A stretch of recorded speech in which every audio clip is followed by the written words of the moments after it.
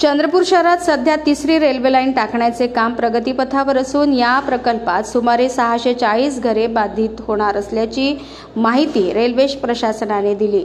मात्र रेल्वे प्रशासनाने कोणतेही काम जबरदस्तीने न करता नागरिकांच्या सहकार्याने पार पाडावे असे स्पष्ट निर्देश आमदार सुधीर मुनगंटीवार यांनी रेल्वे प्रशासनाला दिले।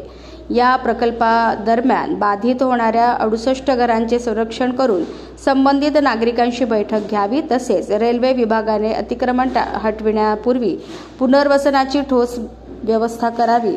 दरम्यान रेल्वे विभागामार्फत येत्या 2 महिन्यात अतिक्रमण 68 घरे हटविण्यात येणार असून संबंधित नागरिकांना म्हाडामार्फत 100 घरे तातडीने उपलब्ध करून देण्यात येतील। पुढील 1.5 वर्षाच्या कालावधीत टप्प्याटप्प्याने एकूण 900 घरे नागरिकांना उपलब्ध करून देण्यात येणार आहे। नियोजन भवन सभागृह येथे रेल्वे अतिक्रमणधारकांना पर्यायी घरे उपलब्ध करून देणे व इतर समस्या संदर्भात आढावा बैठकीचे आयोजन करण्यात आले होते। सर्व नागरिकांना कठीण व मानसिक तणावाच्या परिस्थितीतून बाहेर काढल्याबद्दल नागरिकांनी आमदार सुधीर मुनगंटीवार यांचे मनपूर्वक आभार मानले।